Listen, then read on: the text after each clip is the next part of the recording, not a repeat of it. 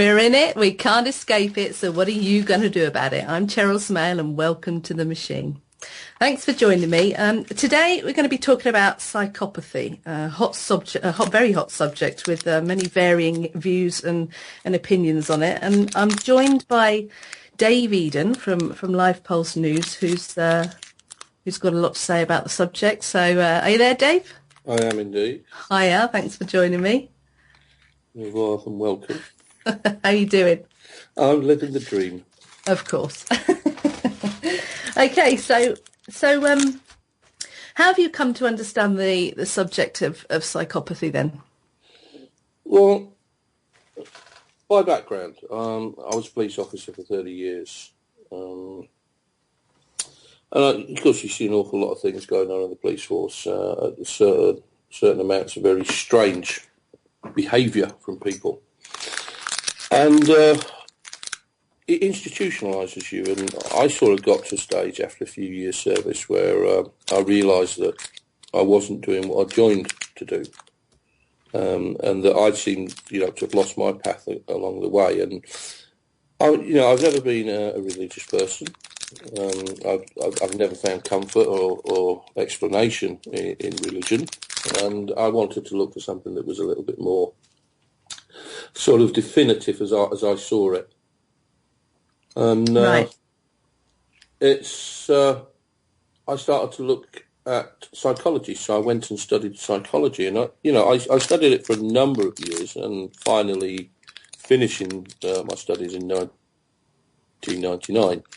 Now, I don't particularly like to talk about that. I don't like to talk about what people would perceive as being qualifications, because I think it's an area that there is no expertise in, no genuine expertise. It's an area of extreme infancy. It's not a precise science. Okay. And I sort of looked at it to find solutions. And of course, I studied behavioural psychology, and then towards the end, on the third chapter, shall we say, through the qualifications, I studied criminal psychology. Right.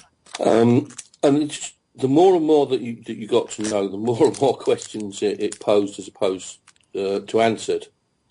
Right. So that's basically the history, and that's why I got to look at it. I used to use it in my work. Certainly behavioural psychology works very well. But as you go further and further, deeper and deeper into the subject, it is largely hypothesis. Okay. All unproven, all sort of what would be referred to as a theory of a value, or value of a theory. And what happens then is somebody comes up that they hypothesise something. It's a theory. Then PhD students all over the world will then start to look at that theory, and they will sort of disprove or prove it, or generally they will validate it, and that then enters the spectrum of so-called psychological diagnosis. Okay. And none of it really is without any, in my opinion, very, very solid grounding. Basic psychology, yes. But specifically in studying criminal psychology, I looked at the differences between psychopaths and sociopaths. Right. And I think this is an area where people get confused. And, you see a lot in the alternative media or the truth movements and so on and so forth, where they will describe a prominent political figure, for instance, as psychopathic, or, David Cameron's a psychopath. And actually, he's probably not a psychopath, and more likely to be a sociopath. Okay, so there's a clear difference, is there? Yeah, there are very, very clear differences in the two diagnoses, if you want to, refer to them as that. Very, very clear differences. Very different methodologies, although they share some qualities or lack of quality, depending on your perspective, they overlap. But they are two very different animals, and frankly, the sociopath is, in my opinion, and my opinion only, the far, far more dangerous of the two. Because they have the power to move the masses, because they're in positions of authority. Is that why? Well, by nature, sociopaths will find positions of authority. They will find positions of power, and of course, not all sociopaths are made of the same thing. Some people might find it within small organisations or medium-sized organisations, or they may, their sociopathic tendencies or attributes may lead them to the very heights in industry or in commercial ventures, and very, very often and frequently found in politics, of course, and in positions of political power and influence in the military. Right. Okay. And so their tendency towards violence, is it on a par with people with psychopathy, or which one do you feel is more violent in terms of their threat? Well, let's take them as individual things, shall we? Let's have a look at psychopaths. Now, bearing in mind, what I'm saying is just the sort of accepted train of thought about what a psychopath is. So if we take them as two very, very, very different subjects, two very different people, and then we look at the backgrounds of those people, and so we look at the educational and socio-economic aspects of these people, and we'll see that there are very big differences. Okay. Now, if we want to generalise and say, well, a psychopath is, generally psychopaths are more overtly maladjusted individuals. They tend to either be out of employment or they have got a very low status job. Histories of poor education. Usually by the time that they've reached their teens, they have a relatively comprehensive criminal record, which goes on throughout adulthood, and with a background of dysfunctional family circumstances and a variety of social problems. Now, these people they stand out. They do stand out from the crowd. And when you see somebody that's been involved in an incident, either they've killed somebody or they've committed some serious crime, or maybe they've committed a series of murders. Very frequently you'll hear people say things on the media or through the media on the news. Well, it doesn't surprise me at all. He's always been a bit odd. We always knew there was something wrong with him, and so on and so forth, that sort of thing. Now, with psychopaths, it's accepted that largely that psychopaths don't know that they're psychopaths, and later on we'll talk about the 7 stages that a psychopath will go through prior to taking somebody's life or prior to taking multiple lives. But it's accepted that maybe they're not fully in control of what they're doing because obviously they've got severe mental health problems.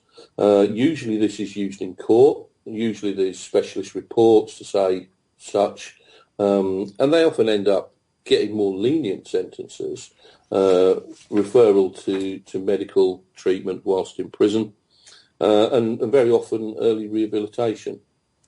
Right. So, we can have a look at the few characteristics of a psychopath. If you want to do that, we can run through that and have a look at, some of the characteristics. Let's get some bullet points, yeah. All right, so psychopaths generally, they're very sort of pure easygoing, a little bit glib, a little bit sort of. They're possessive of what would be a sort of superficial charm, really. They're usually quite engaging people, and not very shy about sort of having their opinions heard. Very verbose. They don't get tongue-tongued even, or tongue-tied. Yeah, they don't get tongue-tied particularly easily. They've always got a lot to say for themselves, or usually got a lot to say for themselves. That's before they get to the specific stage, which we'll cover later on. they're not really bothered about social conventions. They're not really bothered about, what's socially acceptable and not acceptable. And they don't respect other people. If you're talking, they're quite happy to talk over you and have their point heard as opposed to your point. Frequently, very, very sort of, overinflated self-opinion. I'm brilliant, I'm the business, I'm the one. We've all met these sort of guys. They've been there, seen it, done it, wrote the book. They're omnicompetent. They can do anything and everything.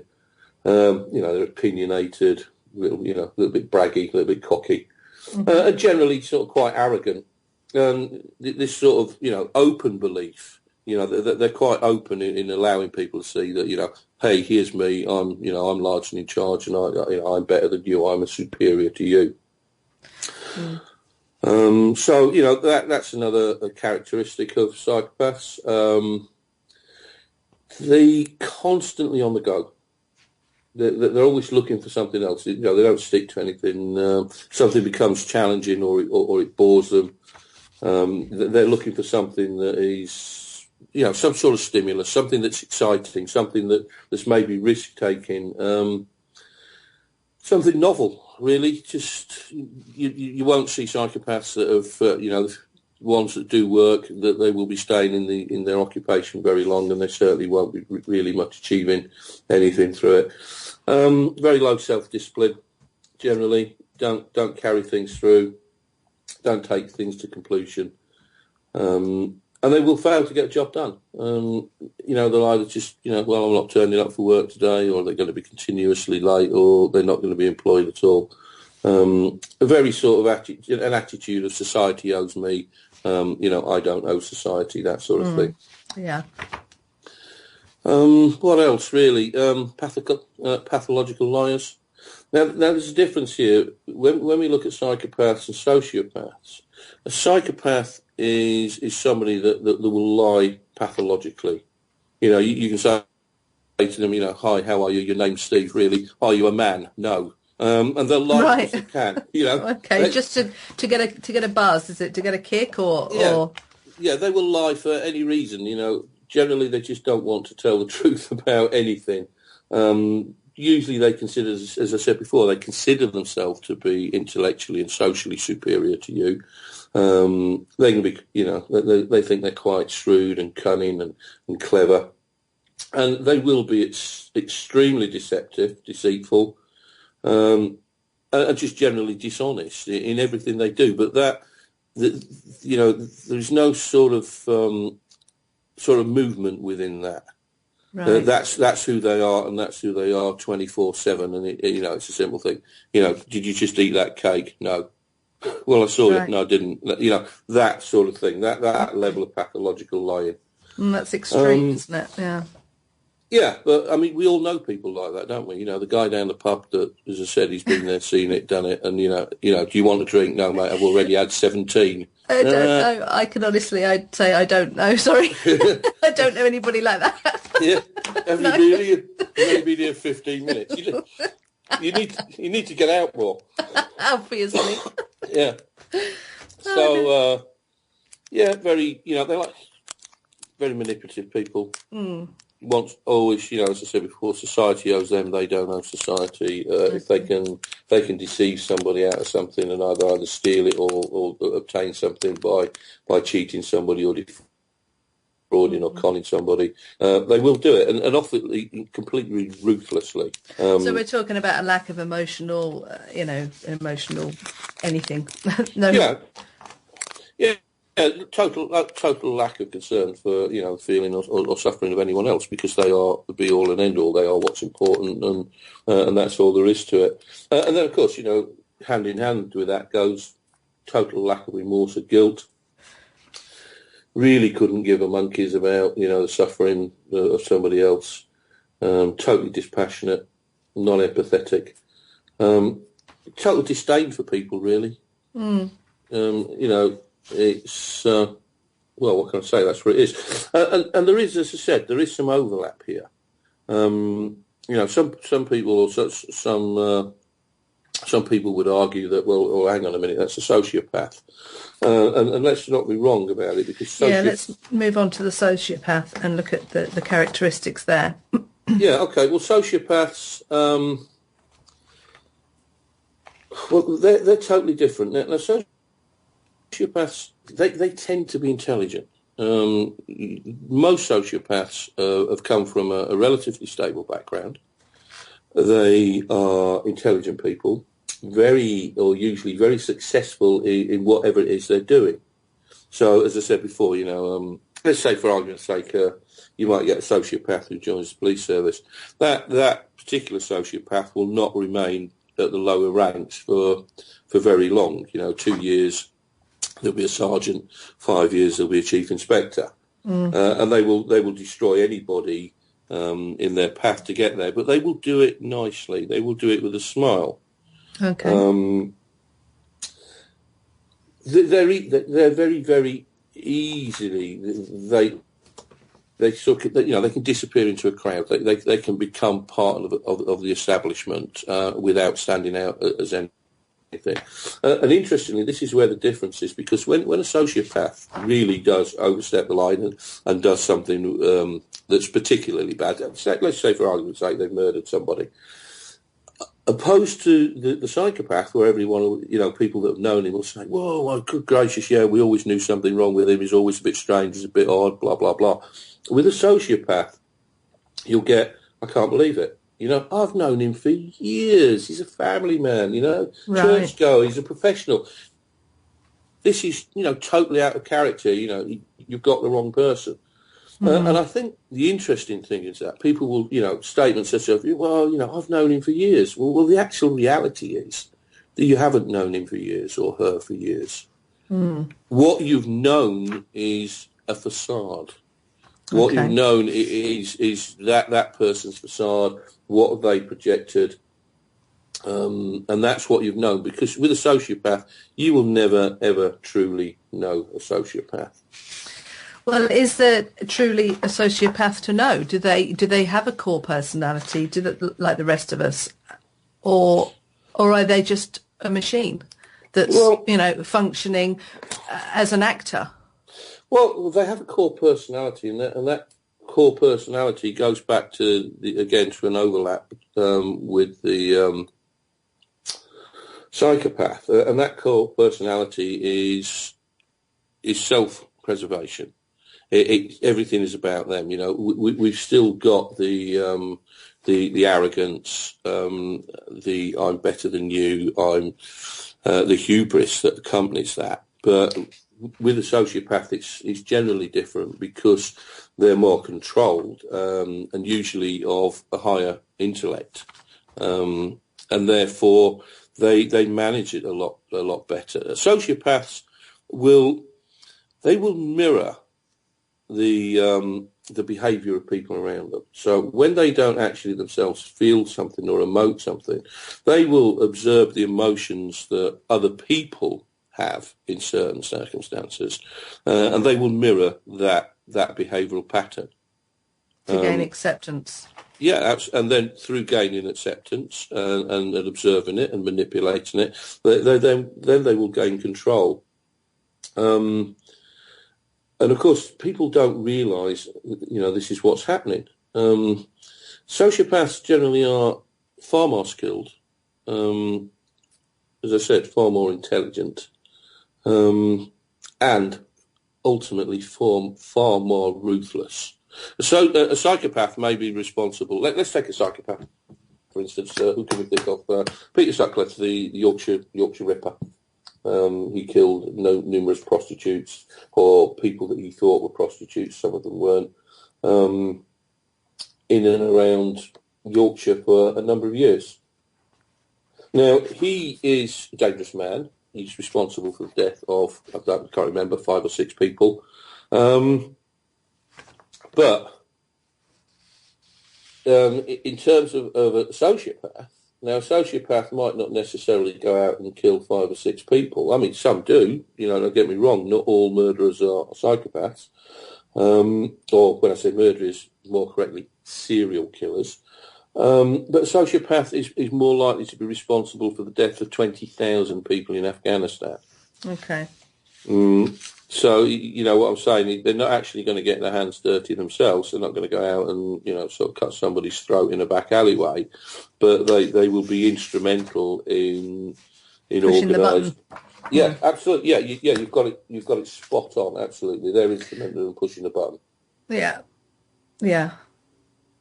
So, and of course, I mean, what I said to you earlier on about the way that psychology works, especially as you sort of go up the ladder towards your PhD levels and your professorships and so on and so forth, it becomes so much more theoretical, and there's this constant redefining of what mental health group that people fit into, and sociopaths now. I think the latest one is which has appeared in the Statistical Manual of Mental Disorders.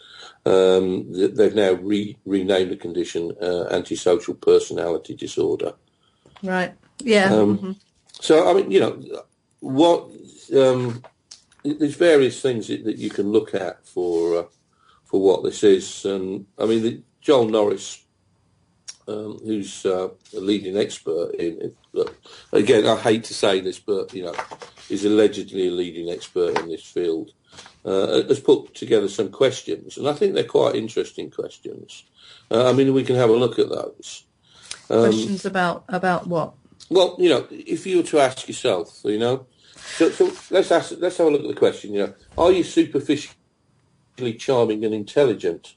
Now, a sociopath's answer to that question is yes. Do you have delusions or other signs of irrational thinking? Now, for a sociopath, the answer is no. Because sociopaths are super rational. You know, they're very, very cold people. But of course, a psychopath's potentially not going to answer no to that question. Are you overtly nervous? Do you have other neurosis? Sociopaths, again, they're rarely nervous or anxious. Sociopaths aren't scared of taking risks. And it's not a case of they will take risks when it necessarily somebody else is likely to be the potential victim. They will take risks even when they're going to be the victim. Right. So, you know, that's something quite, you know, if you look at sociopaths and if you think you know think about it and, you know, does this person take risks? Are they prepared to take risks? And not just with everybody else, but to themselves as well. Do you say insincere things? Sociopaths are comfortable not telling the truth. Now, this is where there's an interesting deviation from that of a psychopath, because sociopaths are very comfortable not telling the truth when it suits them. Right. And this is the difference. Where a psychopath will lie to you, pathologically lie to you about everything, a sociopath won't. A sociopath will tell you maybe 100% of the truth 80% of the time, and 80% of the truth 20% of the time. Because at the time that they're not going to tell you 100% the truth, they're not telling you because there's an aspect of that suits them, that profits them. Okay. Now, they're not going to lie to you. I mean, if we look at social lying, you know, does my bum look big in this? Or as somebody once said to me, does this dress make me look really fat? Right. And I said, well, no, it doesn't make you look really fat. And then I ducked as the fist came towards me. You know, so that is the difference. A sociopath's going to be a lot more discerning about when they're insincere or where they're not telling the truth about something. And at that time, it is because there is a specific circumstance that by not telling the 100% truth, there is an immediate or, you know, quite soon to be some advances to them by doing it. Okay. So do you feel remorse and shame? Really, the answer for sociopath in that is no. It's not that they don't. it's something that sociopaths rarely feel guilty about anything at all. And I think one of the other things that's quite interesting about sociopaths, and again going back to the link with psychopaths, do you have poor judgment and fail to learn from experience? Well, sociopaths, like psychopaths, do have this arrogance. They do have this hubris about them, and because they think that they're smarter than everyone else, and because they're prepared to take risks that people, other people wouldn't take, but they still don't learn from these mistakes. They still go back and do exactly the same thing. Okay. And so they're not really they're not self-reflective. They don't learn from that experience because, I'm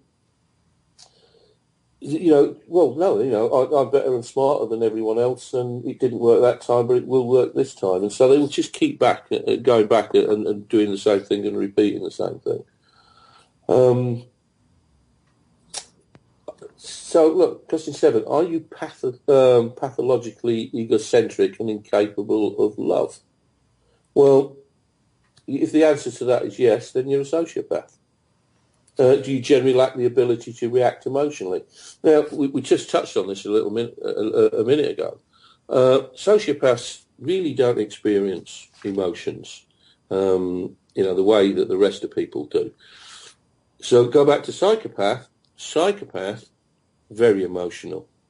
Psychopath, that emotion will spill over, and it will spill over into aggression and to violence. Okay, so there's a passion there. There's an underlying passion and an emotional force that drives them. Yeah, because they're reacting emotionally. Yeah, and a psychopath will do that. Whereas a sociopath, because they don't specifically react emotionally, because they don't react in terms of empathy. They don't really. They're not very good with love or relationships, but likewise, they don't generally react in a violent and aggressive manner either. Okay. Because whatever the situation happens to be, they treat it with the same sort of almost disinterest. Okay. Do you lack insight? I think that's quite an important question. And again, I think this one goes hand in hand with a psychopath, because I think this is applicable to both. Sociopaths just aren't self-reflective. Okay. And a lot of psychopaths aren't self-reflective. They're angry but not self-reflective. But sociopaths, they do not tend to look at themselves and analyse themselves and work out and try and understand themselves. They are what they are. They're quite happy with what they are. They don't see anything wrong in it, and they will just pursue who and what they are. Nice little question. Are you responsive to others socially? And we talked about this a little while ago. Sociopaths, very often, or in fact all the time, really, they have to fake their reactions and responses to the rest of the world, really, and they need to do that to get through, to get through their life, to get through their day, to get through everything, without standing out and being sort of, easily recognisable as for what they are. And as we discussed, people do mirror it. In fact, I watched somebody recently, I can't remember who it was an actress, and she had to play a role, and I can't remember, somebody showed it me, I think it was on YouTube or something like this, and this role as a mother, she was a complete sociopath, and she asked a psychologist or psychiatrist, well, how do I best portray being it was a sociopath, how do I best portray being a sociopath? And he wrote a scene into this movie for her. And basically this scene is that she witnesses a child being run over and seriously injured. And she witnesses it, and then she witnesses the response of the mother of the child and the other people around her. And after she's witnessed this, she goes back to her apartment, and then she stands in front of a mirror and she mimics the behavioural patterns until till she's perfected it. So it's learned behaviour, because she's a sociopath, and really that emotion isn't there. It's not the way that she would react. Relationships with sociopaths, again, is your sex life impersonal, trivial, or poorly integrated? Sociopaths, they lack the ability to love and often crave sort of, meaningless sex, generally more often than most people do. Right. And so they're basically, that's an outline of two. A checklist and the for differences such. sociopathy. The sociopathy checklist. Great. Yeah, We all need one.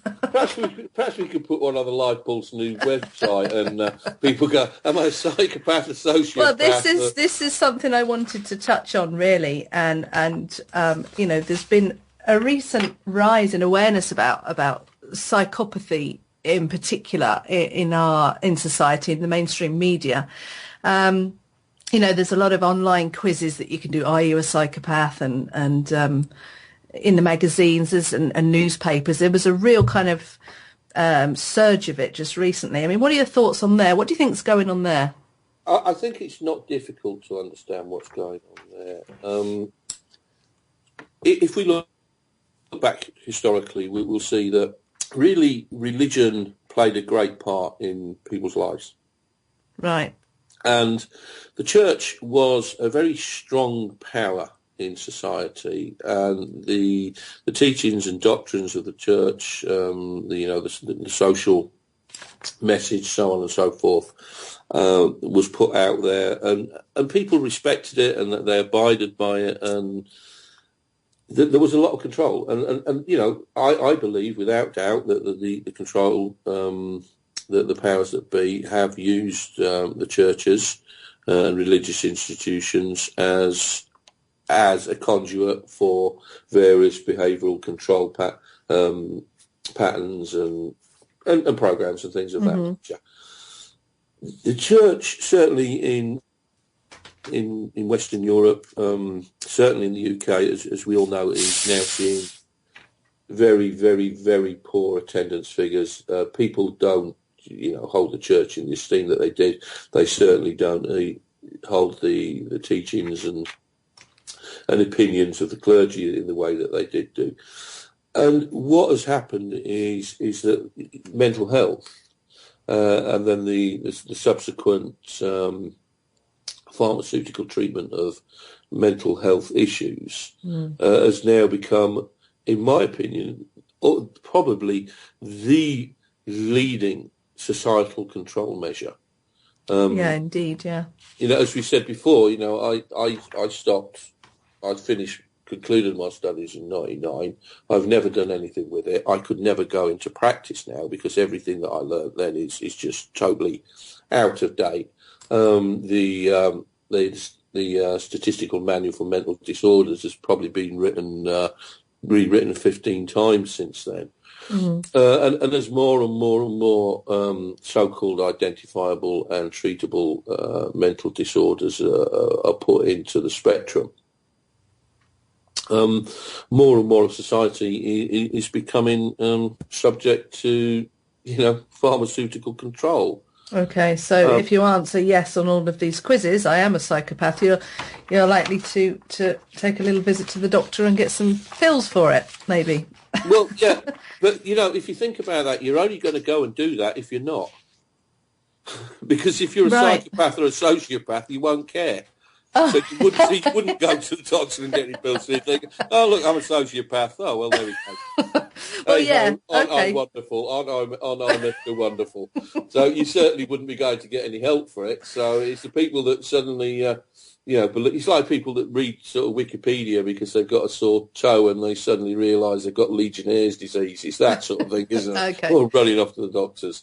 Okay, yeah.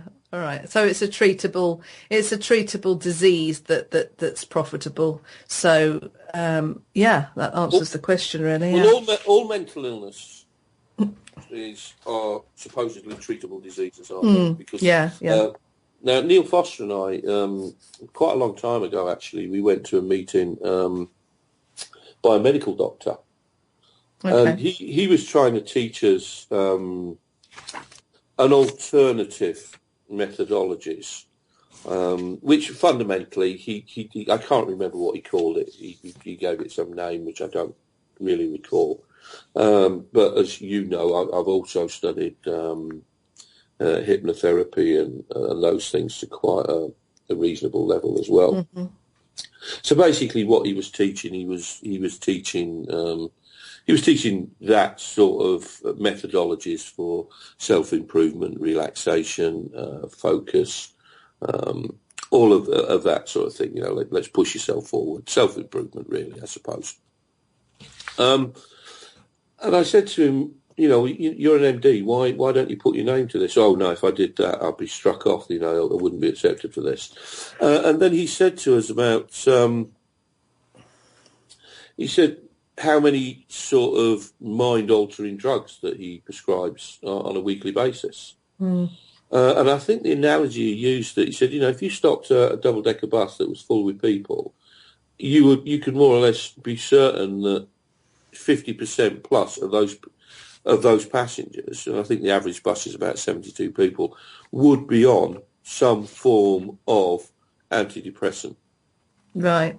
And that's, you know, what they're using now, amongst everything else, the so-called mental health issues and the distribution of big pharma products as control measures are really becoming one of the principal control measures of society now.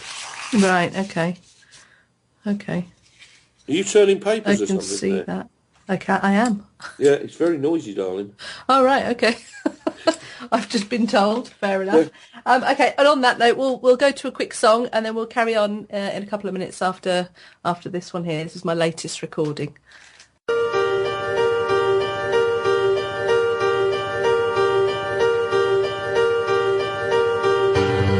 I cross the sea to you. I've left myself deserted here again. I cross the sea to you.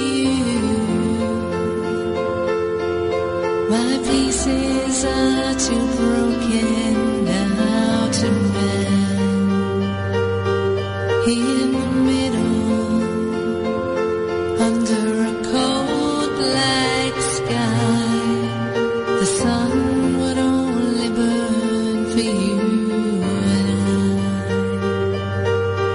I. In the moment, before I lose my mind, these hours don't mean anything this time. Give me a sign, show me the light. Maybe tonight I'll tell you everything. Give me a sign, show me the light. Maybe tonight I'll tell you everything. I'd cross the world for you. My reasons have no reason to remain. I'd cross the world for you. I don't know what I'm doing wrong, but I can't stay the same. In the middle, under a clear blue sky, the sun would only burn for you and I. In the moment, before I lose my mind, these hours don't mean anything this time. Give me a sign, show me the light. Maybe tonight I'll tell you everything. Give me a sign, show me the light.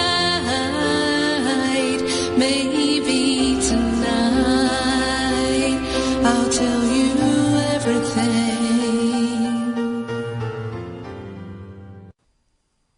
Welcome back. Okay, so we're with Dave Eden talking psychopathy and sociopathy. Question in the chat room there, Dave, about whether sociopaths and psychopaths are born this way. That's from AKA Kaz. Yeah, I've just sort of answered that in short in the chat room. Now, as I said before, I'm not an expert on any of these things. I don't think there is an expert on any of these things. Principally, if we look at psychopaths, now psychopaths generally, if we look at the history of a psychopath, very often a product of a dysfunctional family background, or been in care, but gone through the mill, been sexually abused, physically abused, generally again from very poor socio-economic circumstances, not many privileges in life, not many opportunities. So more often than not, you will find that a psychopath's background is going to be more along those lines. And I think that is, they become products of their environment.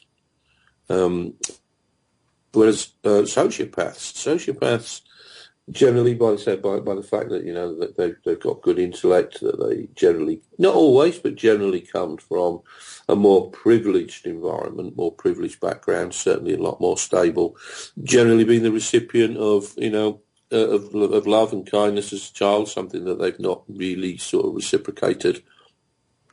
So I think, and again, I'm just hypothesising here, the sociopaths are estimated to be quite alarmingly, really, so like 1 in every 100 people is a sociopath. But sociopaths certainly, in my opinion, are more likely to be born that way. But with psychopaths, their condition is more likely to be derived from series of circumstances, poor circumstances, that has sort of guided them to be who and what they are. Okay, yeah. Just going back to what we touched on earlier, in the bullet points in terms of pathological lying, etc. And you were talking about self-preservation, how they act in terms of self-preservation. Now, we've talked about this before, and what do you think to the possibility that there's a little psychopath in every one of us? Absolutely. Because we all work to preserve ourselves. Of course we do, don't we? Yeah, I mean, of course, yeah.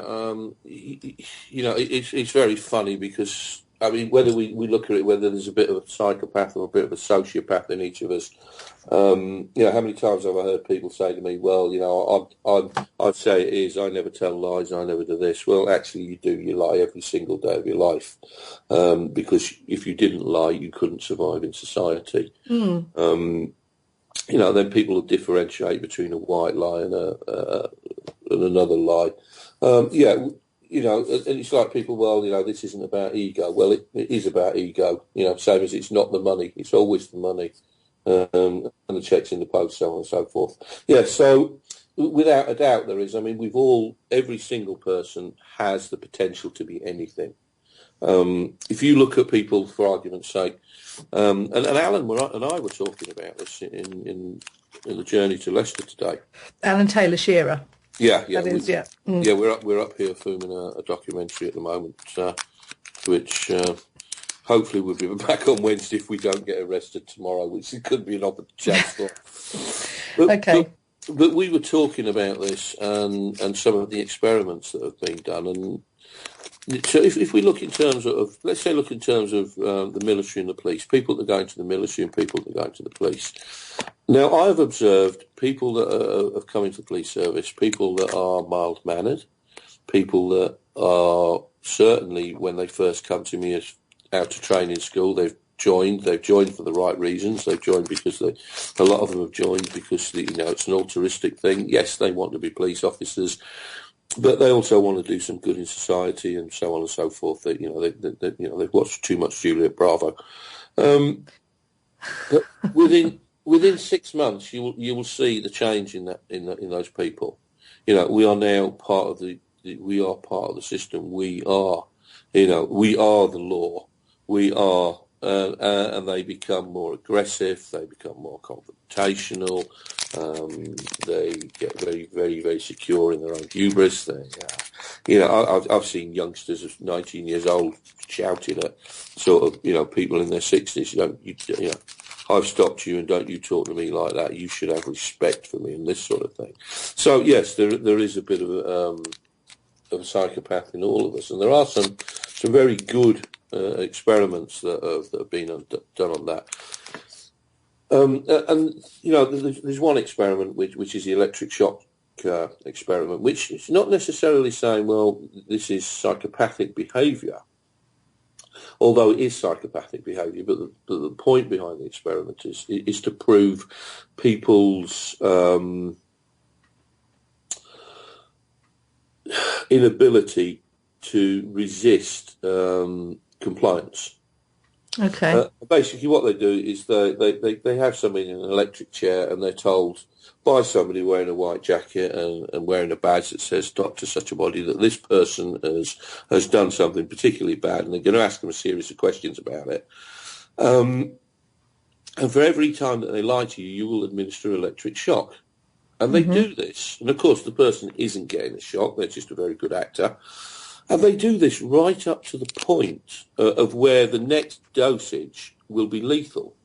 And they see the people writhing around and begging for mercy and so on and so forth. But because this person in authority is telling them to do it, the majority administer that.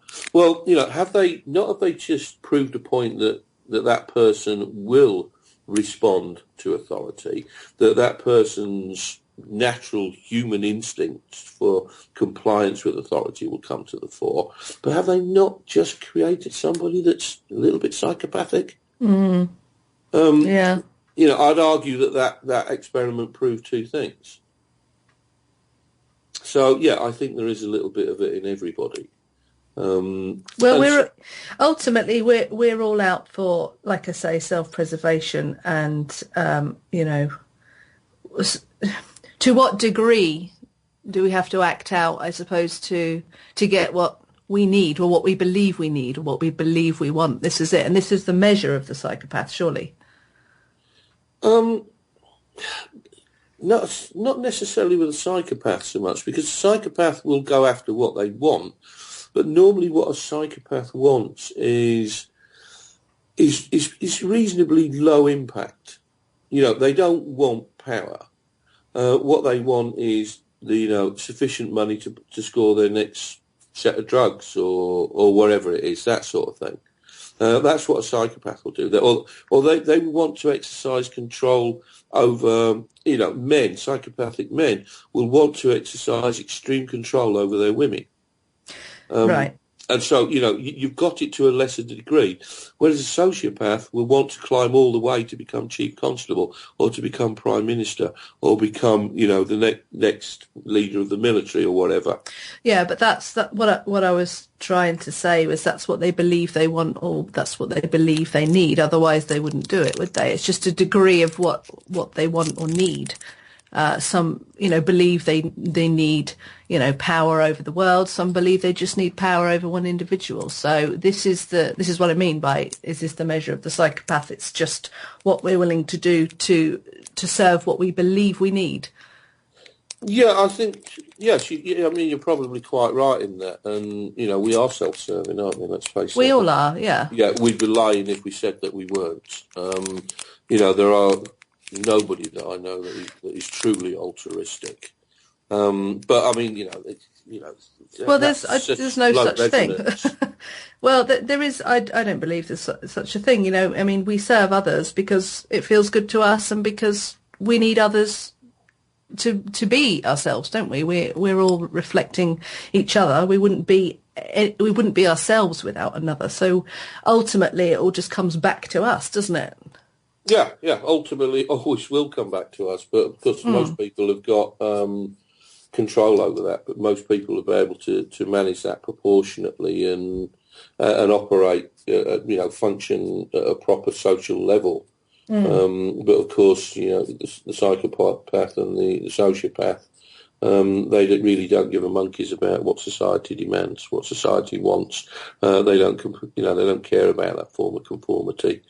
And we do it. Do you think it's a matter of not caring, or does fear come into the equation? Is there any element, do you think, that of fear that drives them? Because No. The fear of lack of not having what they want, is that not what drives them? No.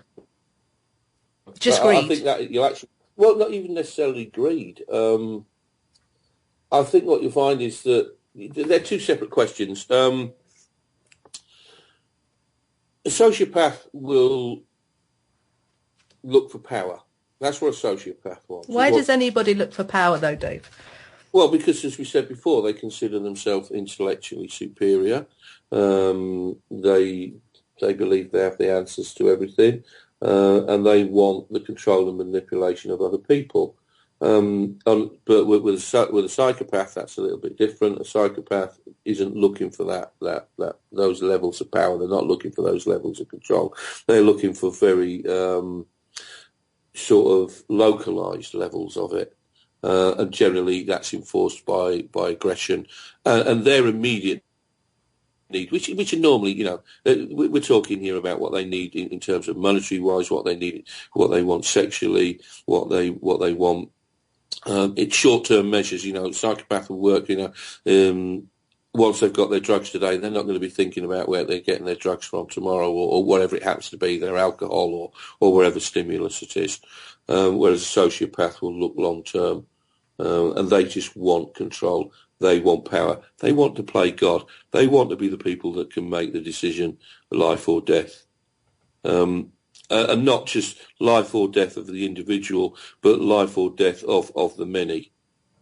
And they do it in a lot more controlled way. Whereas when a psychopath reaches the level whereby that they can't sort of control themselves any further, and they what will happen is then they'll withdraw from reality. They'll enter their own sort of private little worlds. They'll be festering with anger and resentment, and it's at that time that the 7 stages of becoming quite delusional and actively aggressive will happen. Right, yeah. Well, look, we're going to have to wrap it up here. We've got a few minutes left there now, so yeah, great insight there, Dave. Thanks very much. Yeah, it's we've touched very briefly on the subject, haven't we? We have, yeah. I mean, we just scratched the surface, really. Forever. And we're not going to get any answers, Cheryl. You and I certainly. Oh no, I know, but we can talk about it till the cows come home. It's entertaining. Well, it entertains us. Don't know whether. Yeah, it does, doesn't it?